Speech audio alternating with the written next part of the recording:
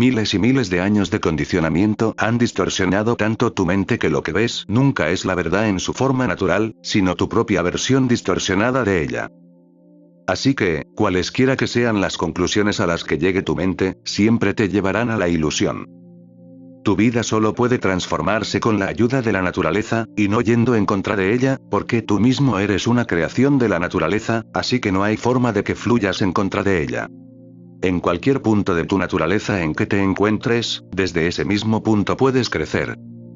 Solo mediante las leyes de esta misma naturaleza puedes trascenderla. Con la ayuda de la escalera, el hombre la trasciende. Con el apoyo del camino, uno puede alcanzar un destino y abandonarlo. Pero nadie puede llegar al destino oponiéndose al camino. Pero la lógica a menudo puede ser engañosa. Si te dijera, este camino te llevará a tu destino, pero recuerda una cosa, una vez que lo hayas alcanzado, debes abandonarlo, porque si sigues aferrándote a él, nunca podrás entrar. También podrías deducir que, ya que el camino debe abandonarse de todas formas al final, ¿por qué no abandonarlo desde el principio? Pero si haces esto, nunca podrás alcanzar tu destino. Tienes que retomar el camino y también descartarlo. Al principio tienes que perseverar, y luego, finalmente, tienes que descartarlo. Pero esto puede malinterpretarse de dos maneras. Primero, ¿por qué adoptar un camino que al final tendrás que abandonar? Parece lógico decir, ¿para qué asumir algo que finalmente tendrás que dejar ir? Pero no podrás soltar algo que nunca asumiste. Y sin soltarlo, nunca alcanzarás tu destino. También existe una segunda dificultad, que nunca abandonarás el camino una vez que lo hayas recorrido. Ahora que lo has recorrido, ¿qué sentido tiene abandonarlo? Si es así, tampoco llegarás. El camino solo puede llevarte a tu destino, no puede llevarte a su interior. Solo cuando abandonas el camino puedes acceder a él. Las escaleras pueden llevarte hasta el tejado, pero no a él. Si te quedas de pie en las escaleras, habrás llegado hasta el tejado, pero eso no significa que hayas llegado al tejado. Y si descartas las escaleras desde el principio, ni siquiera conseguirás acercarte al tejado. En algún momento tendrás que abandonar los escalones, pero eso no significa que te conviertas en su enemigo. Necesitas la ayuda de la escalera, pero eso no significa que te apegues a ella. Tienes que aprender a usarla. Ahora mismo, la naturaleza es tu escalera. Estás parado en ella. Este sutra se aplica a la naturaleza. El primer sutra trataba sobre la reverencia por la vida, que es reverencia por la naturaleza. Debes comprender esto si quieres trascender la naturaleza, y es necesario trascenderla, porque si permaneces en ella no alcanzarás la dicha suprema. En la naturaleza, hay tanto sufrimiento como felicidad. En la naturaleza existe la dualidad. Su propia existencia se basa en ella. En la naturaleza puedes alcanzar tanto la felicidad como el sufrimiento. Y por mucha felicidad que desees, también tendrás esa misma cantidad de sufrimiento. Tu capacidad para experimentar la felicidad será exactamente la misma que tu capacidad para experimentar el sufrimiento. La naturaleza es dualidad, y en un estado de dualidad, las partes siempre están en equilibrio, siempre a la par. Si no fuera así, la naturaleza se pervertiría, todo se descontrolaría. Así que, a medida que te desvías más hacia un lado, cobras impulso para moverte hacia el otro. Si deseas que tu reputación crezca, ten en cuenta que tu notoriedad también crecerá. Va de la mano. Si deseas buena salud, recuerda que la enfermedad también está a la vuelta de la esquina. Y si deseas la vida, también tendrás que aceptar la muerte. Siempre encontrarás sufrimiento, así como felicidad, en la naturaleza. La naturaleza es dualidad. Tienes que ir más allá, porque es la dualidad la que crea todos los problemas. Tienes que alcanzar ese momento en que la dualidad se desvanece. A ese momento lo llamamos dicha, lo llamamos paz, lo llamamos moksha, cuando tanto la felicidad como el sufrimiento desaparecen. Moksha significa estar más allá de la dualidad. Cuando no estás bajo presión de ninguno de los dos lados, cuando los opuestos no te oprimen, cuando ninguno de los dos te atrae, cuando las orillas se desvanecen y el río se absorbe en el océano. Por eso conocemos a las orillas como amigas, porque nos ayudan a alcanzar el océano. Pero no debemos hacernos tan amigos de ellas que nos apeguemos a ellas y nos impidamos ser uno con el océano. Así pues, la reverencia hacia la naturaleza es reverencia hacia la vida y un uso sensible de las leyes de la vida. Un amigo vino a verme. Es joven, así que es natural que le interesen las mujeres. Pero su mente estaba llena de miles de años de condicionamiento, y debió de haber estado en compañía de monjes santos desde pequeño, porque creía que interesarse por ellas era un pecado. Cuanto más lo creía, más se interesaba por ellas. Incluso empezó a evitarlas, pero cuanto más intentaba huir de ellas, más desesperado se sentía. Intentó reprimir su deseo, pero este simplemente adquirió nuevas formas y empezó a perturbarlo aún más. Durante el día tenía pensamientos, por la noche tenía sueños, todos llenos de sensualidad. Entonces consultó a un santo, quien le aconsejó ver a la madre en todas las mujeres. Esto le planteó un gran problema. ¿Cómo ver a la madre en todas las mujeres? Y constantemente, esta sensualidad fuertemente reprimida lo presionaba desde dentro. Así que el santo le aconsejó: mira, si no puedes ver a la madre en todas las mujeres, es mejor adorar a una diosa, ver a la madre en una diosa. Y poco a poco, a medida que tus sentimientos por la diosa se fortalezcan, podrás percibir a la diosa en todas las mujeres que veas. Las intenciones del santo eran nobles. Realmente quería ayudar, pero sin comprender un problema no se puede ser de mucha ayuda. Y la vida es compleja. Sin comprender primero las leyes de la vida, incluso si se ofrece ayuda, y con buenas intenciones, solo saldrán cosas malas. No te imaginas lo que pasó. El resultado fue que el hombre empezó a adorar a una diosa y a llevar una imagen suya a todas partes. El santo ni siquiera soñó que algo así pudiera pasar. Los santos, como sabes, son incapaces de pensar por sí mismos. El triste resultado fue que el joven se sentía atraído sexualmente por la diosa, y por las noches, en sueños, tenía relaciones sexuales con ella. Todo esto lo asustó muchísimo. Cuando alguien acostumbrado a tratar el sexo como un pecado de repente se siente atraído sexualmente por una diosa, puedes imaginar el infierno que debe vivir. Sintió que había cometido el mayor de los pecados, un pecado por el que jamás podría ser perdonado. Sintió que ahora no le quedaba más remedio que morir. Ese pobre hombre vino y me dijo: Señor, no se imagina el terrible pecado que he cometido. Incluso cuando pienso en la diosa, me excito. Entonces dije: ¿es que la persona a la que pediste ayuda no tiene ni idea? Esto era inevitable. Solo puedes trascender el deseo sexual una vez que has comprendido de qué se trata. Toda esa palabrería de aceptar a todas las mujeres como tu madre no es más que una tontería. ¿Qué puede cambiar simplemente aceptando que debes centrarte en la diosa? Solo lo que está dentro de ti puede centrarse en la diosa. ¿Cómo puede algo que no está dentro de ti proyectarse en ella? La diosa no es la cuestión eres tú. Ahora mismo te atormenta el deseo sexual. Y este deseo sexual es tan fuerte que se proyectará, sin importar a dónde vayas ni a quién veas. Así que, al intentar escapar de un pequeño pecado, has terminado cometiendo uno aún mayor. El pobre hombre se había vuelto tan indefenso y débil porque creía que la diosa se enojaría con él. Así que le dije que no se preocupara por eso, que nadie se enojaría, que la diosa era más inteligente que tus supuestos santos, que no se enojaría. Pero pueden imaginarse el dolor y la angustia que este niño sufría, en qué clase de infierno se encontraba. Sin embargo, nadie vería jamás que el responsable era el santo, que él había llevado al niño a ese infierno. Y él era el responsable. Debió de vivir en un infierno similar. De lo contrario, ¿cómo podría dar semejante consejo, tan lleno de tonterías y de total ignorancia sobre el asunto? Ahora bien, ¿qué podía decirle a este chico? No le habría pedido que hiciera lo que estaba haciendo. Así que le aconsejé: en lugar de involucrarte en todas estas tonterías, sería mejor que ames a una mujer. No le tengas miedo y deja que tu amor sea natural. Todo esto de amar a la diosa es peligroso, porque es muy artificial e imaginario. Enamórate de una mujer real y no tengas miedo. Enamórate y luego intenta comprender qué es el amor. Pero primero, debes liberar tu amor de todas estas distorsiones y hacerlo muy natural. Y luego, con la ayuda de la naturaleza, es posible ir más allá. Haz de tu amor una meditación y purifícalo tanto como puedas. Incorpora tanta meditación a tu amor como te sea posible, para que puedas sentir que el amor es algo que no es pecaminoso, sino sagrado. Cultiva ese sentimiento y vive de acuerdo con él.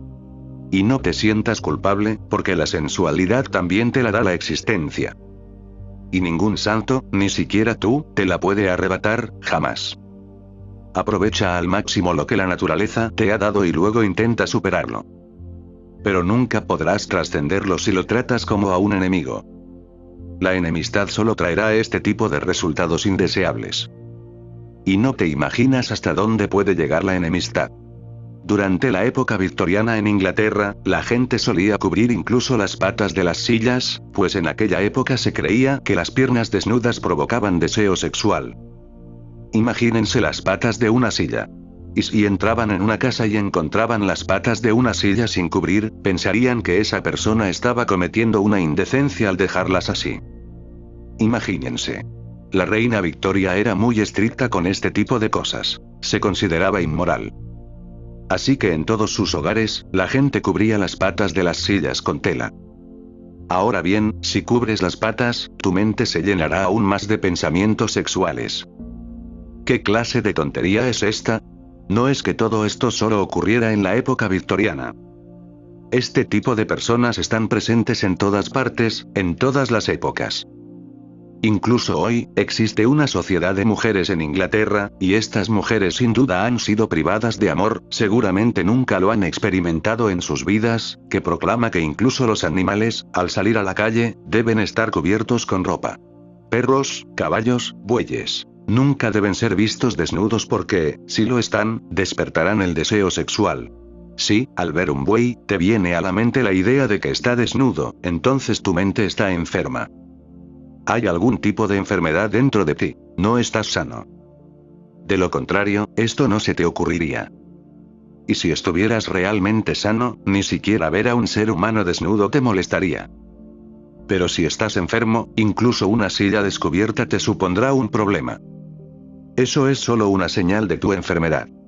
Puedes promulgar leyes para asegurar que los animales estén cubiertos con ropa, incluso las sillas, pero la mente que está involucrada en todo esto va en contra de la naturaleza. Y esta mente tejerá aún más redes. Esta mente está perdiendo el coraje, se convertirá en criminal. Hubo una época en este país en la que construimos templos como los que se ven en Khajuraho, Puri, Konark y Bhubaneswar. Debieron ser personas muy valientes y magníficas, que aceptaban plenamente las leyes de la naturaleza. Fuera de los muros del templo, tallaban figuras desnudas. Hombres y mujeres desnudos haciendo el amor. Imagínense. Tallar estatuas desnudas de hombres y mujeres teniendo relaciones sexuales, y eso también en los muros del templo. Debieron ser personas muy valientes para hacerlo, personas espléndidas.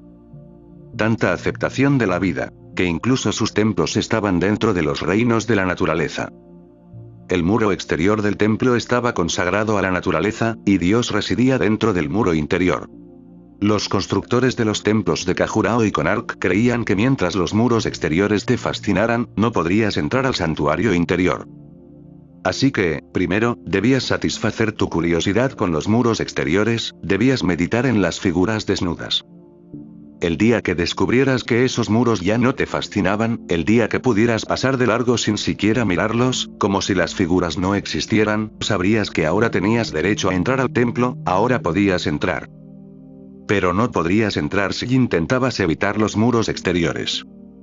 Incluso si entrabas, tu mente seguiría fija en los muros exteriores, tu mente seguiría alimentándose de ellos. Y tampoco hay necesidad de reprimir el interés. Las tallas de figuras desnudas haciendo el amor en los muros exteriores debieron ser obra de psicólogos extraordinarios. Debieron poseer una comprensión profunda de la vida.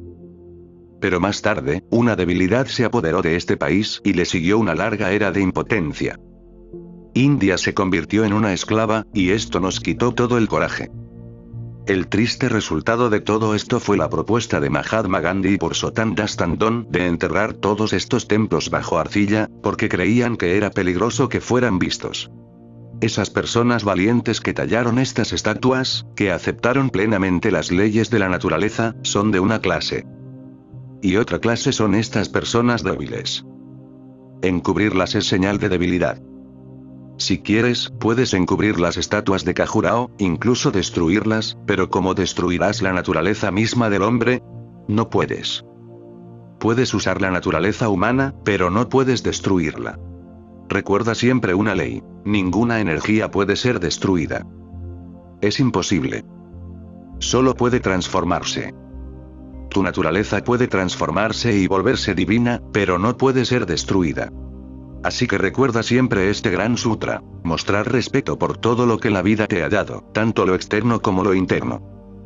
Y recuerda una cosa: solo puedes mostrar respeto externamente cuando también lo sientes en tu interior. Insultas algo externamente porque en tu corazón no lo respetas. Si odias algo por dentro, si lo encuentras por fuera, es inevitable que lo insultes. Y si lo respetas por dentro, es inevitable que lo respetes por fuera. Deberías intentar descubrir tu propia naturaleza. Deberías buscar tu ser interior, deberías intentar descubrir tu propia naturaleza intrínseca. Recuerda dos palabras: naturaleza y naturaleza intrínseca. La naturaleza es parte de la realidad física, y la naturaleza intrínseca es la divinidad. Hasta que no conozcas tu naturaleza, no podrás adentrarte en ella. Al adentrarte en tu interior, primero encontrarás tu naturaleza. Si profundizas aún más, encontrarás tu naturaleza intrínseca, la divinidad que está más allá de la naturaleza. Pero si le temes a la naturaleza misma, nunca te adentrarás en ella, solo te moverás superficialmente, en la periferia. Y si le temes a tu naturaleza, irás en contra de ella y crearás un muro a su alrededor. Ese muro es lo que llamamos personalidad. Ahora tratemos de entender este sutra, el 9º sutra. Considera con suma atención tu propio corazón. Tan solo pensar en esto nos crea una dificultad, porque estamos obligados a decir que sí, que por supuesto respetamos los deseos de nuestro corazón. Pero no es así. Este amigo que vino a verme no respetó su deseo sexual. En cambio, lo insultó, se esforzó por reprimirlo, intentó librarse de él. Y entonces ese impulso se vengó de él. Intentó buscar la ayuda de una diosa para librarse de él, pero asumió la forma de la propia diosa. La diosa resultó ser más débil, y su deseo sexual, más poderoso. Esta es la venganza. No comprendía su naturaleza, así que estaba destinado a meterse en dificultades. Considera con suma atención tu propio corazón. Lo que hay en tu interior. Y es tu naturaleza lo que encontrarás primero. Cuando cierras los ojos, ¿qué es lo primero que encuentras? Encontrarás la naturaleza de tu cuerpo y luego la naturaleza de tu mente. Y cuando hayas superado ambos, encontrarás la naturaleza de tu alma. Estos son los 3 niveles. Tu cuerpo tiene su propia naturaleza. Aprende a respetarlo. Pero incluso eso es irrespetuoso. O la comida nos fascina, o nos pasamos al extremo opuesto y el ayuno nos atrae. O nos interesamos tanto en la comida que se convierte en la causa de nuestra muerte. Y esto no es mostrar respeto por tu cuerpo. Al comer en exceso, simplemente lo estás insultando, porque le estás imponiendo innecesariamente algo que no necesita. Simplemente le estás creando un veneno. Los médicos afirman que mueren más personas por comer en exceso que por comer poco, aunque debería ser diferente, ya que hay mucha gente hambrienta en el mundo. Sin embargo, los médicos afirman que muy pocas personas mueren de hambre en comparación con quienes mueren por comer en exceso. Una persona hambrienta puede sobrevivir, pero una persona sobrealimentada muere debido a la gran cantidad de elementos tóxicos que acumula en su cuerpo, debido a su hábito de comer en exceso. Así que nunca pienses que una persona que come en exceso ama su cuerpo. En realidad, es su enemigo. Lo está insultando, no está respetando las señales naturales que su cuerpo le da. Incluso cuando su cuerpo le dice que deje de comer, sigue comiendo. Esta es una forma de destruir el cuerpo. Y es este tipo de persona la que, tarde o temprano, mostrará un gran interés en el ayuno, porque es natural que alguien que ha hecho sufrir a su cuerpo por comer en exceso un día descubra que su cuerpo se venga y empieza a molestarlo. Entonces, se pasa al otro extremo y empieza a ayunar. El ayuno también es un insulto al cuerpo, porque cuando el cuerpo tiene hambre no le estás proporcionando alimento. Un tipo de insulto es atiborrar el cuerpo de comida cuando no la necesita, y el otro tipo es no proporcionarle alimento cuando el cuerpo lo pide. Entonces, ¿qué significa respetarlo? Respetar el cuerpo es mostrarle consideración y satisfacer plenamente sus necesidades naturales y espontáneas cuando surjan. Es decir, satisfacerlas con reverencia y respeto. Dado que el cuerpo es como una máquina, y solo con la ayuda de esta magnífica máquina podrás experimentar el mundo, solo con su ayuda alcanzarás el umbral de lo divino. Por eso es necesario que lo respetes. Pero no nos preocupamos por eso. Ni siquiera nos preocupamos por la mente. Para la mente creamos todo tipo de problemas. Oscilamos de un extremo a otro. La reverencia está en el medio. Por eso Buda resumió toda su filosofía de vida como el camino del medio. Dijo que todos los extremos son un insulto a la vida. Por lo tanto, permanece siempre en el punto medio, nunca te vayas a los extremos. Entonces podrás vivir con reverencia. Si no respetas la mente ni el cuerpo, desarrollas una falsa personalidad. En inglés existe la palabra personalidad. Es una palabra muy valiosa.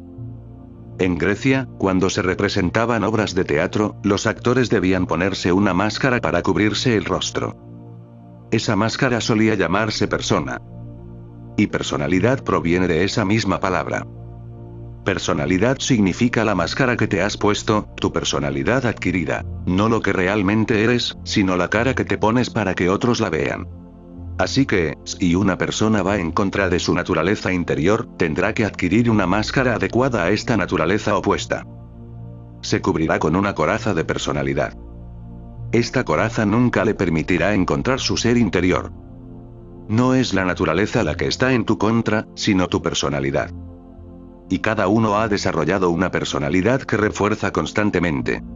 La gente viene a mí y me dice que les gustaría experimentar sus almas, pero que al mismo tiempo no están dispuestos a desprenderse de sus personalidades ni un ápice. Quisieran alcanzar sus almas sin desprenderse de ellas. Esto es imposible. Primero tienes que comprender esta personalidad. Solo así podrás progresar en tu búsqueda del alma. De lo contrario, seguirás vagando, porque precisamente aquello a lo que te aferras es el obstáculo. Digámoslo así. Supongamos que una persona desea salir de la cárcel, pero a la vez se aferra a los muros de la prisión y declara que nunca los soltará porque ha pasado tantos días dentro. No está dispuesta a romper sus propias cadenas. Dice, estas cadenas son mis joyas, son muy valiosas. No podré dormir sin ellas. Sin ellas, dormir será imposible. Sin ellas, me sentiré vacía, desnuda. No puedo soltarlas. Pero quiero ser libre, quiero liberarme. Tu situación es muy similar. Lo que quieres salvar es el muro, y sin romperlo jamás podrás acceder al alma. Trate de entender. Considera con la mayor seriedad tu propio corazón. Pues a través de él, llega a la única luz que puede iluminar la vida y hacerla clara a tus ojos. Solo hay una cosa más difícil de conocer, tu propio corazón. Solo cuando se liberan las ataduras de la personalidad, puede comenzar a verse ese profundo misterio del yo. ¿Cuáles son los vínculos de la personalidad? Todos nacemos, y con ese nacimiento recibimos una sociedad obligatoria, una familia, y somos educados y civilizados de una manera particular. Formamos ciertos conceptos. Cómo vivir, cómo sentarnos, cómo pararnos, qué es lo correcto, etc. Todos los conceptos nos son dados ya definidos, y luego crecemos de acuerdo con ellos. Y tenemos que crecer de acuerdo con ellos, porque los adultos entre nosotros son muy poderosos. Y todo lo que nos enseñen, tenemos que aprenderlo, porque si no aprendemos lo que nos enseñan, no nos dejarán vivir. Tenemos que someternos a sus creencias, porque son poderosos y tienen toda la influencia. La sociedad les pertenece. Controlan casi todo. El Estado les pertenece. Harán que el niño pequeño acepte todo lo que quiera. Este niño pequeño crecerá con una personalidad que otros le han dado. Y debido a esta personalidad, tarde o temprano, nacerá en él una terrible ansiedad y angustia, porque es falso. La angustia nace de la falsedad. La dicha solo puede nacer de la verdad, de tu verdadera naturaleza. Entonces, este hombre buscará la espiritualidad, lo divino, la sabiduría, el yoga, la meditación.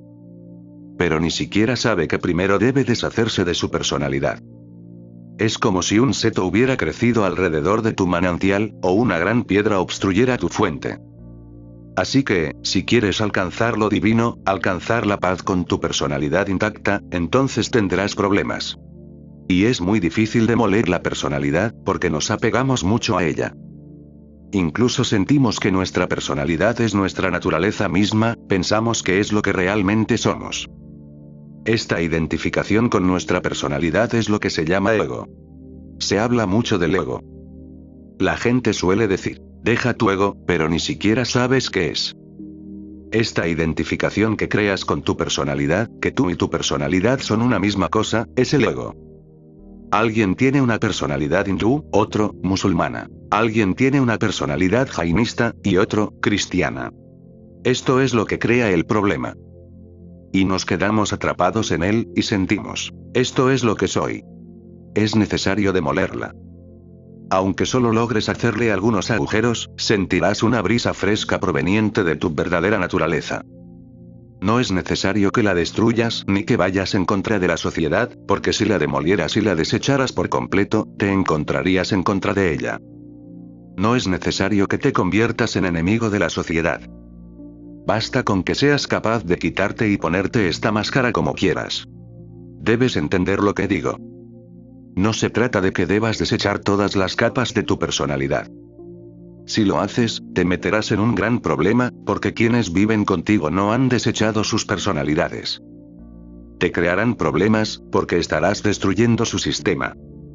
Y tienen un interés personal en seguir con su sistema, les conviene mucho. Dejar tu personalidad significa solo una cosa. Te has dado cuenta de que no eres tu personalidad, y cuando lo desees, puedes quitártela y dejarla a un lado. Esto es suficiente. Ahora, para llevar a cabo tu trabajo en la sociedad, puedes conservarla. Pero se ha convertido en una obra de teatro para ti, ya no eres esclavo de ella. Ahora, por el bien de la sociedad, puedes ponerte el manto de tu personalidad, pero por ti mismo puedes quitártelo y dejarlo a un lado. Cuando meditas, ya no eres una personalidad, sino solo un alma. De esta manera, el mundo exterior se convierte en un drama para ti y comienzas a actuar en él. Una persona inteligente inevitablemente vivirá en la sociedad solo como un actor que actúa, y de ninguna otra manera. Su relación con la sociedad es solo la de ser un actor en una obra de teatro. Pero si empiezas a ser dramático e irreal contigo mismo, surge el problema. Finges una cara para los demás. A los demás les gusta esa cara, así que ¿cuál es el problema? Pero cuando estás completamente solo, al menos deberías dejar de lado esa fachada. Porque entonces, ¿por quién te pones esa máscara? ¿A quién intentas engañar? Si todo esto se hace con plena conciencia, la personalidad deja de ser una atadura. Se convierte en algo eficiente, algo bueno. Actúa como un lubricante para suavizar las relaciones sociales y alivia las fricciones. Se evitan fricciones innecesarias. Pero si la mantienes envuelta incluso cuando estás completamente solo, simplemente te estarás destruyendo. En sociedad, sí, una personalidad. Pero contigo mismo, ninguna personalidad. Y hasta que estas ataduras de la personalidad no se aflojen, el misterio del alma no empezará a revelarse, porque en este mismo nudo de tu personalidad se esconde el secreto de tu alma. Intenta comprender qué es la personalidad y cómo puedes relajarte. Se te olvida muy fácilmente. Un amigo mío siempre sonríe, pero sé que es un hombre infeliz.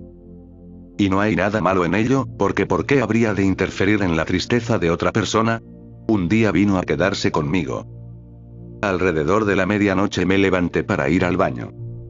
Encendí la luz y vi que, incluso dormido, su boca estaba estirada en una sonrisa.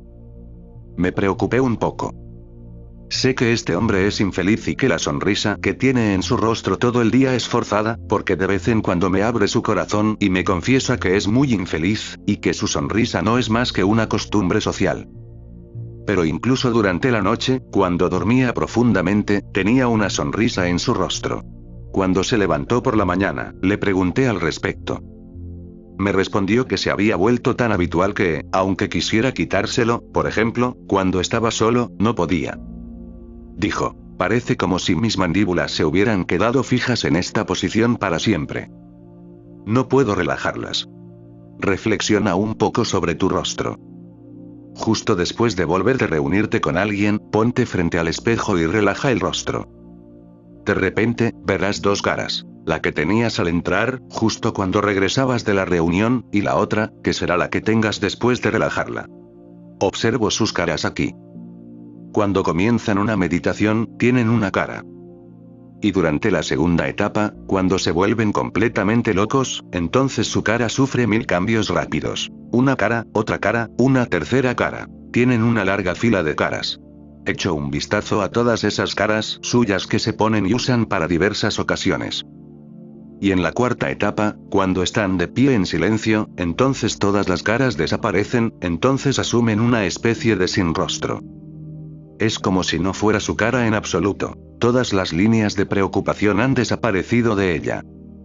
Entonces, su cara es quizás como era en la infancia, como era antes de que la sociedad comenzara a distorsionarla. O puede haber sido así en el vientre de su madre, cuando nadie te había enseñado nada todavía. Y si entrarás en ella un poco más profundamente, llegarías a esa cara que es realmente tuya, una cara que no te ha sido dada por otros. En Japón, los maestros zen suelen recomendar la búsqueda de nuestro rostro original, el que teníamos al nacer o el que tendremos después de morir. Todos los rostros intermedios son prestados. Pero hay que aprenderlos. Tienes un niño pequeño en casa, y llega un invitado a tu casa y le dices al niño, ve y toca sus pies. El niño no quiere hacerlo en absoluto, pero tiene que obedecer tus órdenes. Cuando soy huésped en alguna casa, los padres me tocan los pies y luego agarran a sus hijos pequeños por la nuca y los obligan a inclinarse también. Los niños no quieren, se niegan a moverse, no les importa, no quieren saber nada de ello, pero su padre los empuja. Pronto el niño aprenderá que es mejor inclinarse y tocar los pies de alguien. Y este ritual se convertirá en parte integral de su personalidad. Entonces, tocará los pies de la gente cuando la situación lo requiera, pero no habrá ninguna espiritualidad involucrada en ello. Su vida se verá privada de un fenómeno muy significativo.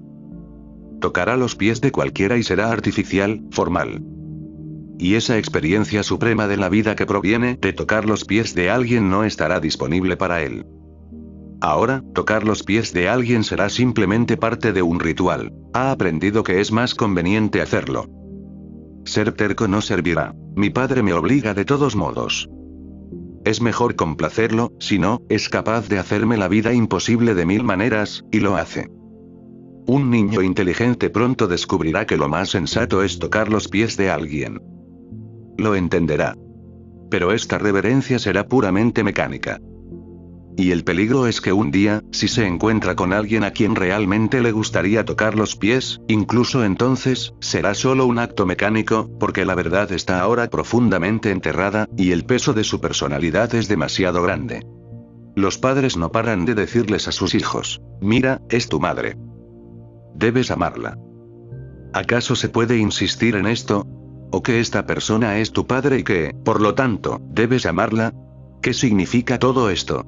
Simplemente significa que el padre y el hijo no se llevan bien, y por eso se obliga al niño a amar. La madre dice, soy tu madre, debes amarme. ¿Debería ser necesario decir esto? No, la madre debe ser madre y el amor debe surgir por sí solo.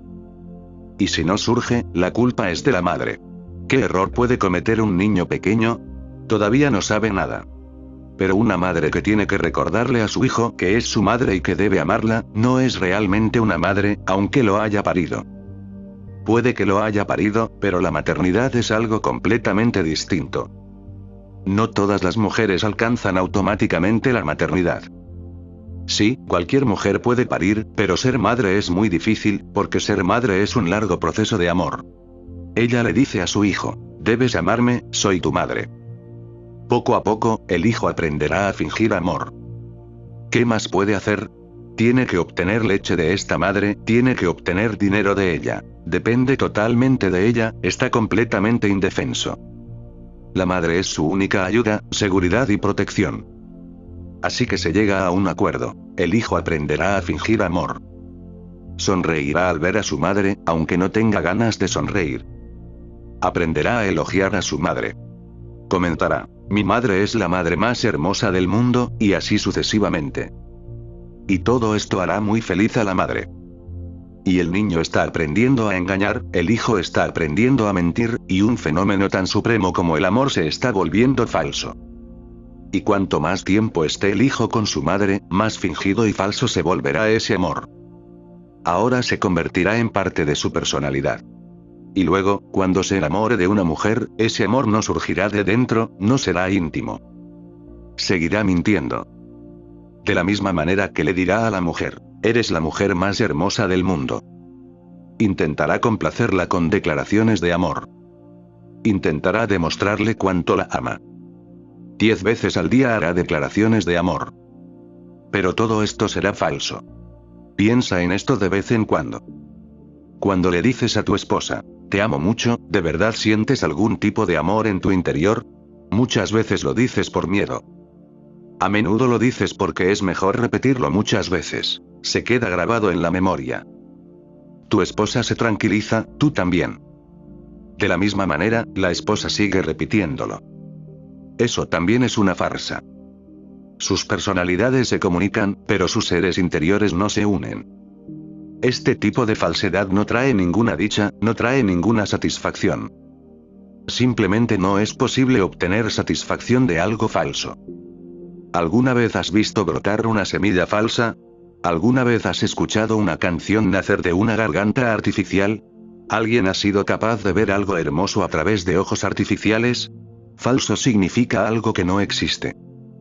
Nada puede nacer de ello. Falso significa algo que parece ser, pero que en realidad no existe. Nada puede surgir de ello. Entonces la vida se convierte en un asunto vacío. Intenta comprender esta personalidad. Reconoce lo falso y engañoso que hay en ti.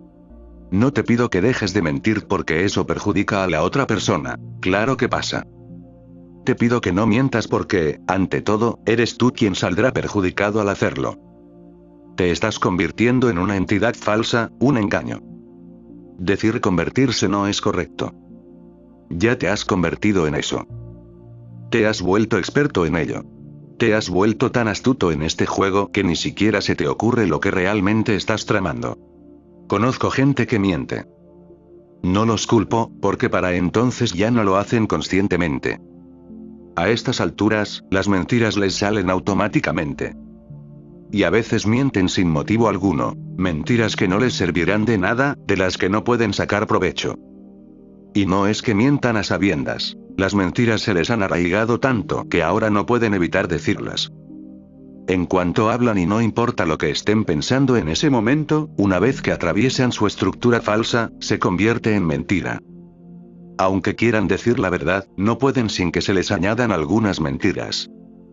Intenta reconocer esta estructura falsa tuya. Toma conciencia de ella. Y trata de deshacerte de ella. Déjame contarte cómo estas mentiras se arraigan profundamente en nosotros. Un amigo vino a verme. Me dijo, nos dices que nos volvamos completamente locos en la segunda etapa de la meditación dinámica, así que bailo, salto, grito, lloro, etc. Pero hoy me di cuenta de que solo estoy fingiendo. En realidad no estoy llorando, no estoy bailando, gritando ni saltando. De hecho, todo lo que hago es completamente falso. A este hombre le tomó 3 días darse cuenta. A esto me refiero cuando digo cómo las mentiras se arraigan tan profundamente en nosotros. Durante 3 días estuvo bailando y saltando. Después de 3 días, se dio cuenta de que todo lo que estaba haciendo era completamente falso. Pero aún así, con el tiempo se dio cuenta de que la estructura de su personalidad aún no se había consolidado. Debería tomarte solo un segundo darte cuenta, ¿qué es todo esto que estoy haciendo? Y no importa lo que hagas, no importa cuánto saltes y bailes, si es falso, será solo un ejercicio físico. Claro que te sentirás bien después de hacerlo, igual que te sientes bien después de hacer ejercicio. Pero no será meditación. La meditación solo ocurre cuando la autenticidad en ti empieza a emerger. Pero hay una dificultad. Desde la infancia nos dicen, no llores. Especialmente a los hombres se les ha dicho que nunca lloren bajo ninguna circunstancia. Así que simplemente han olvidado el arte de llorar. Se les ha hecho entender que llorar es ser débil, que solo las mujeres lloran, como si llorar fuera prerrogativa exclusiva de las mujeres, como si los hombres no tuvieran derecho a llorar. Si esto fuera cierto, ¿por qué Dios creó las lágrimas? ¿Por qué creó glándulas lacrimales detrás de los ojos de los hombres? ¿Y si también se les han dado a los hombres, cuál es su propósito? Pero no, a cada niño se le dice que está haciendo algo propio de una niña, como si estuviera cometiendo algún pecado. Y lo curioso de todo esto es que incluso las mujeres y las madres dicen, deja de comportarte como una mujer. Como si esto fuera algo malo que solo las mujeres pueden hacer. ¿Acaso las mujeres tienen el derecho exclusivo de actuar mal? Todo el énfasis de la sociedad está en endurecer a los hombres. Hay que endurecerlos para que puedan ser crueles, para que puedan luchar, matar y golpear a otros. Si un hombre llora, si es apacible y gentil, no podrá hacer todas estas cosas. Entonces, si lo envían a luchar en una guerra con un arma en la mano, se pondrá a llorar y exclamará, ¿cómo puedo matar a un ser humano? No está bien matar. Así que un hombre debe ser endurecido, tan duro como una piedra. Su alma debe ser destruida por completo. Por eso se le lava el cerebro de esta manera. Se convence a su ego apelando a su hombría. Se le dice que es un hombre, que no debe llorar, que llorar es cosa de niñas. Y siempre que los hombres se topan con mujeres fuertes, las alaban hasta el cielo. Dicen, mira, qué mujer tan fuerte. Es como la reina de Hansi. Como si ser fuerte fuera motivo de orgullo. Una mujer que ha fallado, y la alaban hasta el cielo. Pero si por casualidad un hombre demuestra ser amable, lo ridiculizan llamándolo afeminado. A los hombres les han lavado el cerebro, los han preparado para la guerra. Por eso no puedes llorar. Tus lágrimas se han secado. Durante años no has llorado, tus glándulas lacrimales se han vuelto inertes. Aunque grites y grites, no salen lágrimas. Pero me gustaría que tus glándulas lacrimales se reactivaran, deberías poder llorar. Una vez que esas lágrimas bloqueadas encuentren la salida, lavarán esas 3 décadas de personalidad que la sociedad te ha impuesto, y volverás a esos momentos de tu infancia de hace 30 o 40 años, cuando eras pequeño, cuando podías llorar y nadie te reprendía por comportarte como una niña. Volverás a esos momentos.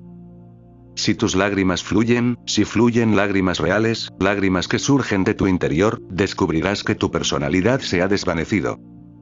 Descubrirás que te has vuelto muy ligero, que se ha creado una apertura. Por eso pongo tanto énfasis en llorar, gritar y reír, porque te lo han quitado todo. Ni siquiera puedes reír con ganas, porque dicen que reír tan fuerte es de muy mala educación. ¿Ves cuánto daño han hecho al hombre? Reír con alegría se considera de mala educación. Si se ve a 4 personas riendo alegremente juntas, la gente las mira de esa manera, como si dijeran que son unos patanes. Incultos, patanes. Sí, puedes sonreír educadamente, pero asegúrate de no hacer ruido. Es como decirle a una cascada que se mueva en silencio y detenga su rugido, como decirle al viento que sople de tal manera que no haga ruido entre las hojas.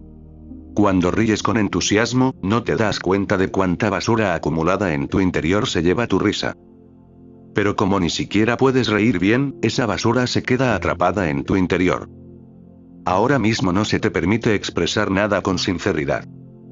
Y la razón es muy simple. Si te expresaras con sinceridad, la sociedad no podría convertirte en su sirviente. Si tu naturaleza está totalmente reprimida, puedes fácilmente convertirte en esclavo. Pero si, por otro lado, expresas tu naturaleza en todas sus dimensiones, serás tan fresco y vivo que ningún poder en esta tierra podrá convertirte en su esclavo. Y la sociedad quiere que seas un esclavo y no un amo. Sí, un esclavo. Debes bailar a su ritmo, hacer exactamente lo que te dicen. Si te piden que te sientes, entonces debes sentarte. Si te piden que te pongas de pie, entonces debes ponerte de pie. Pero sobre todo, nunca se te debe permitir ser libre, hacer lo que quieras, porque una persona libre se convertirá en rebelde. Es por eso que la sociedad te quita toda tu libertad y te pone un escudo a tu alrededor. Entonces, una vez que estás atrapado detrás de ese escudo, incluso si quieres reír o llorar, no puedes, porque no se moverá ni un centímetro para darte suficiente espacio para hacerlo. Una vez me trajeron a una mujer. Su esposo había fallecido y llevaba 3 meses sufriendo ataques de histeria y desmayos. Después de verla, le pregunté si había llorado o no cuando murió su esposo. Quienes la trajeron la elogiaron y dijeron, señor, es una mujer muy valiente, muy inteligente, profesora universitaria. No lloró nada. Respondí, estos ataques de histeria son consecuencia de esto. Y ustedes, insensatos, debieron de elogiarla por poner cara de valiente, diciendo, miren qué valiente es, qué corazón tan fuerte tiene, etc. ¿Puede un corazón ser fuerte? La belleza del corazón, su fuerza, reside en su misma suavidad. Es tan delicado como una flor. ¿A qué te refieres con un corazón fuerte? ¿Es una especie de flor hecha de piedra? Todos la colmaron de elogios y la volvieron histérica. Y nadie piensa en quién tendrá que afrontar las consecuencias de estas tonterías. La mujer se desmayaba constantemente y no podía llorar. Le dije, no te dejes engañar por lo que dicen estos insensatos. Por favor, llora si te apetece. Ser profesora no significa que ya no seas mujer. Pero era una gran profesora, jefa de departamento. ¿Cómo podía llorar? Era inteligente. ¿Hay algún conflicto entre la inteligencia y el llanto? Una persona inteligente llora desde lo más profundo del corazón, esa es la única diferencia. Ella respondió, ¿qué estás diciendo? ¿Que debería haber llorado? Dije, sí, deberías haber llorado. La persona que amabas, la persona que te dio felicidad, se ha ido. ¿Crees que alguien más debería recibir este dolor? No le diste tu felicidad a nadie más. ¿Quién crees que debería recibir tu dolor? Este mundo es una dualidad. Recibiste felicidad y ahora tendrás que recibir dolor. Solo entonces ambos lados se equilibrarán, solo entonces habrá equilibrio. Así que llora con todo tu corazón, tírate al suelo, lamentándote. Ella dijo, ¿qué estás diciendo? Respondí, entonces, esta histeria continuará. Esta histeria era un desbordamiento, causado por lo que había sido reprimido a la fuerza. El dolor que no se te permite fluir te está estrangulando, se está apoderando de tu sistema nervioso. Estás exactamente en el mismo estado que un coche si pisaras el acelerador y los frenos al mismo tiempo. El estado en el que estaría ese coche se llama histeria. Y el corazón de esta mujer necesitaba llorar. Le pregunté, ¿estabas feliz con tu marido? Ella dijo, sí, fui muy feliz con él. Fui muy feliz de verdad. En ese caso, respondí, tendrás que sufrir en igual proporción. Tu corazón clama por ir con el dolor, pero tu profesionalismo, tu conocimiento, esta multitud de tontos que te rodean, sus elogios de que eres una gran persona, de que este es el comportamiento digno de ti, todo esto solo está frenando. Estás pisando el acelerador y el freno a la vez. Siempre que alguien pisa el acelerador y el freno a la vez, nace la histeria. O simplemente pisas el freno y no pisas el acelerador, pero eso solo sería posible si nunca hubieras encontrado la felicidad con tu esposo. Encontraste la felicidad, así que también tendrás que enfrentarte a la otra cara. La mujer empezó a llorar justo delante de mí. Le dije que se quedara sentada allí media hora y que llorara desconsoladamente. Después de media hora, dijo, ahora sé que no tendré ataques de histeria. Y le dije, no escuches a nadie. Tardará entre 4 y 6 meses, pero supera tu sufrimiento por completo. El sufrimiento también tiene su valor. Es necesario. También forma parte de la educación para la vida. La histeria no volvió a ocurrir. Ya han pasado casi 8 meses y no ha tenido ningún ataque. Pero en cuanto a esos supuestos sabios, es difícil encontrar a tanta gente insensata en cualquier parte. Primero reconoce tu personalidad y luego rómpela.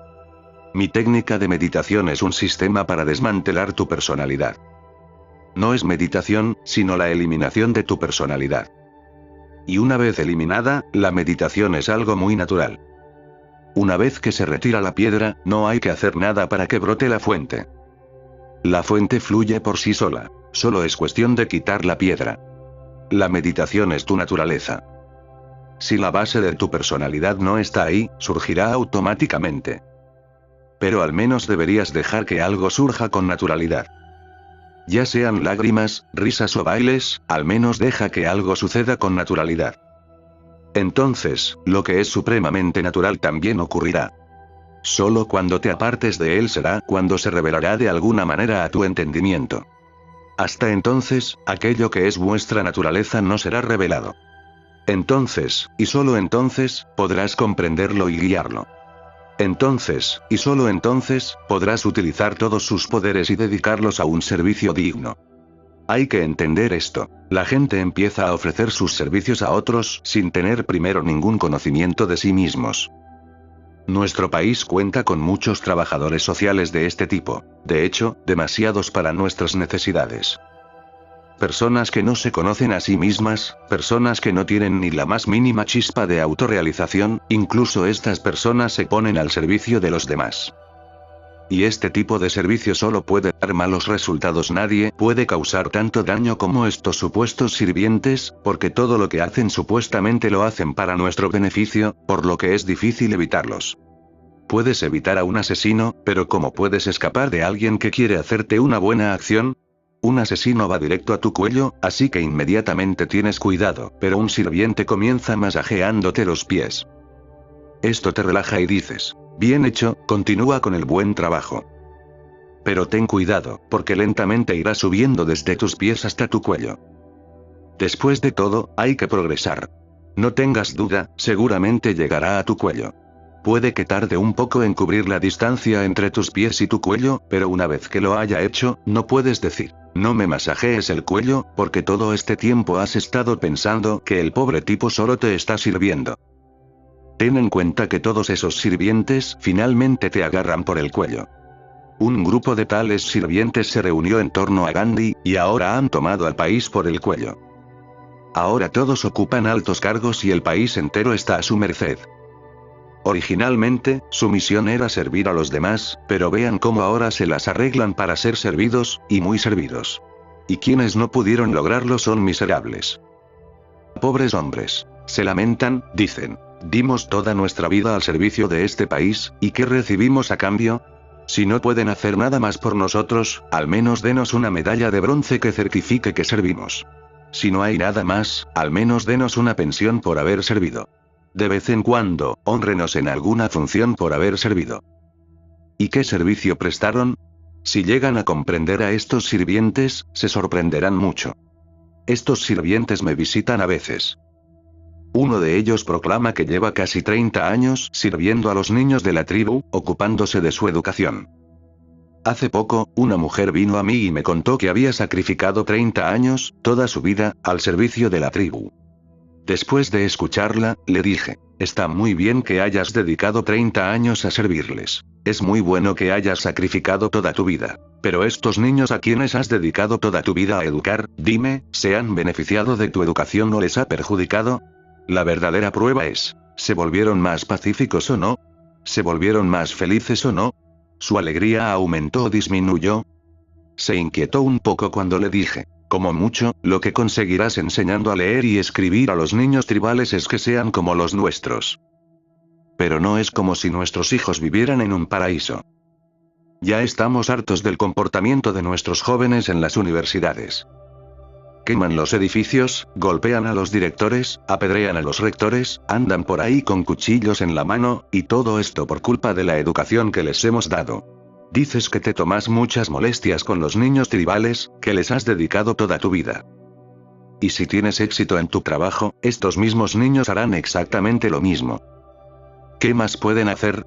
¿Qué beneficio obtienen de tu servicio? Pero a ella no le preocupa ningún beneficio. Está ocupada, y con eso basta. Y mantenerse ocupada es una estrategia para evadirse. Siente que está haciendo algo noble, y esto no le da la oportunidad de mirar dentro de sí misma. En realidad, es una mujer muy agitada, muy tensa, muy reprimida. Todas sus energías se han convertido en enfermedades. Pero de una forma u otra ha logrado desviar su atención de todo esto manteniéndose inmersa en el servicio a los demás. Y está tan ocupada ayudando a los demás que ni siquiera se le pasa por la cabeza que ella también pueda tener un problema. A menudo, la gente se involucra en los problemas de los demás solo para olvidarse de los suyos. Y si por casualidad les sugieres que se tomen unos días libres de sus apretadas agendas de servicio, porque incluso en esos pocos días podrán ver sus propios problemas. El hombre es muy astuto, conoce muchas maneras de escapar. Empieza a interesarse por los demás para no tener que pensar en sí mismo. Siempre se mantiene ocupado haciendo una cosa u otra. Abriendo una escuela aquí, creando un centro de crecimiento personal y progreso social allá, visitando Delhi. Y así sucesivamente. Esta mujer estaba ocupada de la misma manera. Ocupada recaudando fondos, ocupada comprando un autobús. Tan ocupada. ¿Cuánto tiempo le queda? Le pregunté. ¿Estás en paz? Ella respondió. No, no lo soy. Por favor, dime cómo encontrar la paz. Le dije que viniera al campamento de Mount Abu. Me respondió que sería muy difícil porque tenía que estar en Delhi en ese momento.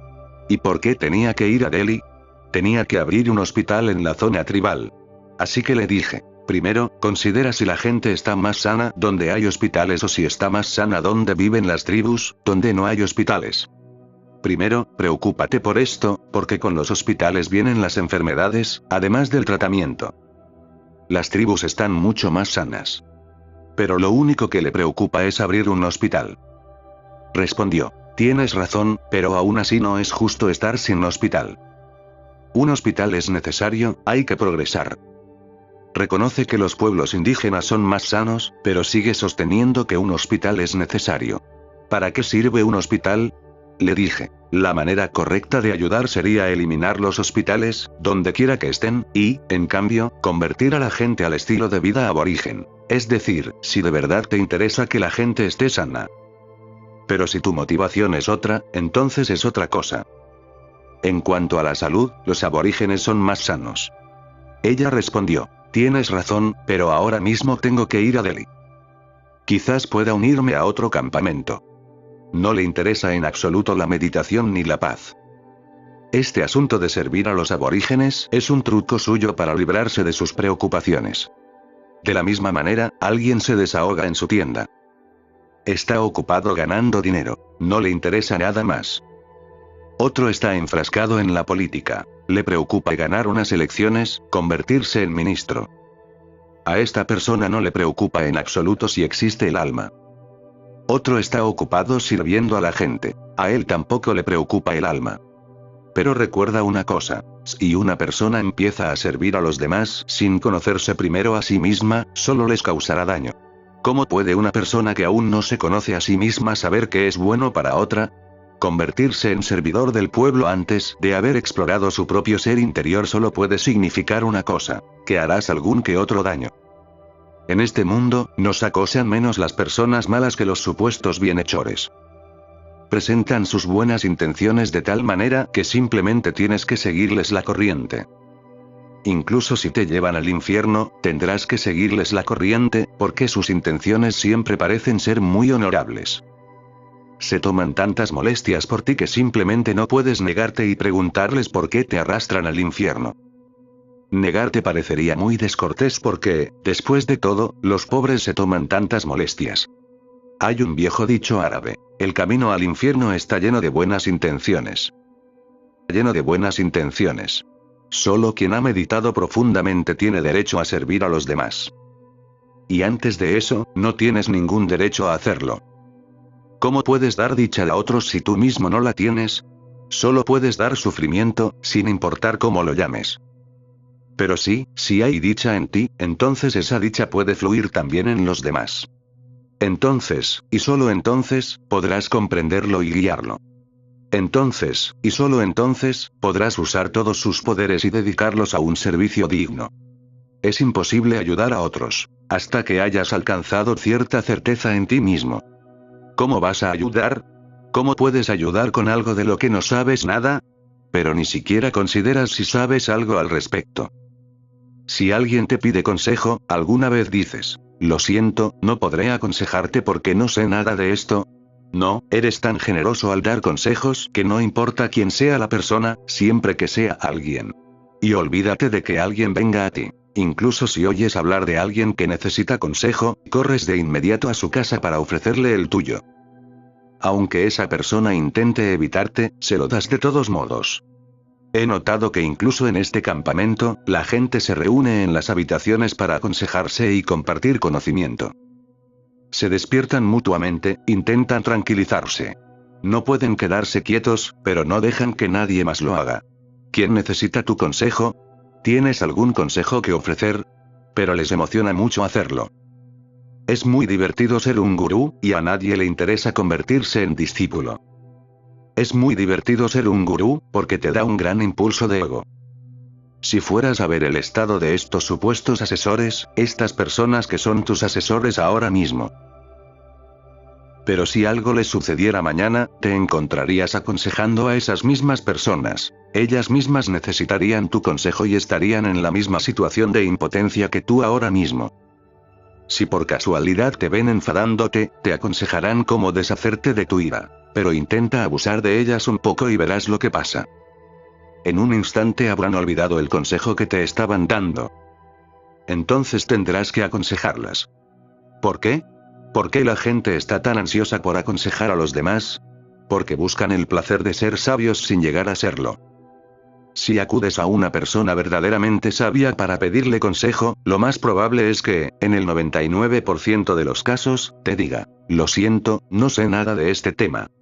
La única vez que sepa algo, te presentará su sugerencia con cortesía, pero al mismo tiempo te dejará muy claro que, aunque le haya sido útil a él, no significa necesariamente que te sea útil a ti también. Dirá: todos somos diferentes, y las circunstancias de cada uno también son diferentes. Por eso solo puedo decir esto: este consejo me fue muy útil, me fue de gran utilidad. Pero lo mismo puede hacerte daño, así que, por favor, piénsalo bien. No hay una ley infalible. Pero incluso le das consejos a otros que no te han servido de nada. Estaba leyendo una carta que me envió la esposa de un psicólogo. Me contó que su esposo es consejero matrimonial, resuelve las peleas y discusiones entre matrimonios. Pero, dice, no tiene solución para nuestras propias peleas y discusiones. Resuelve las diferencias entre cientos de matrimonios. Parejas que discuten acuden a él con sus problemas. Él las escucha y resuelve todas sus discusiones. Siempre encuentra la manera de reconciliarlos. Dios sabe a cuántas parejas ha salvado del divorcio. Pero nosotros nos divorciaremos, eso es seguro. Entonces me pregunto, ¿cuál es el problema? Al fin y al cabo, sé con certeza que mi esposo es muy inteligente, porque yo misma lo he visto encaminar a muchas parejas descarriadas. Pero cuando se trata de lidiar con sus propios problemas, sus consejos simplemente no parecen funcionar. A veces, los consejos que das a otros pueden resultar útiles. Esto se debe a que, al darlos, te distancias de la persona y adoptas una actitud imparcial. Pero, en lo que respecta a ti mismo, no eres capaz de mantener la distancia, no logras ver el asunto con imparcialidad, por lo que es probable que tomes partido. Así que le escribí una carta a la esposa del psicólogo y le dije: no te preocupes. Lleva tu problema a otro consejero matrimonial y verás que seguro que encontrará la manera de resolverlo. En este mundo ciego, también hay ciegos que nos muestran el camino. Todo vale. El otro consejero seguro que encontrará una salida. Pero si insistes en pedir consejo solo a tu marido, será muy difícil, porque tu marido no podrá aconsejarte. Tu marido no puede darte un consejo imparcial porque él mismo es parte en esta disputa. Así que ambos deberían buscar a alguien más. Este tipo de sabiduría, tan útil para ayudarnos mutuamente, es solo superficial. No nace de una experiencia profunda. Es puramente académica, superficial. Hay que alejarse de ella. Hasta que hayas vislumbrado el alma, es esencial que evites dar cualquier tipo de consejo sobre Dios, el alma, etc. Porque al dar tales consejos solo estarás creando problemas a los demás. Si no puedes traer felicidad a la vida de otra persona, lo mínimo que puedes hacer por ella es no causarle problemas. Cuando hayas aprendido las primeras 21 reglas y hayas entrado en la sala del aprendizaje con tus poderes desarrollados y tus sentidos desatados, descubrirás que hay una fuente en tu interior de la que surgirá el habla. Estas notas están escritas solo para aquellos a quienes doy mi paz. Aquellos que pueden leer lo que he escrito tanto con el sentido interno como con el externo.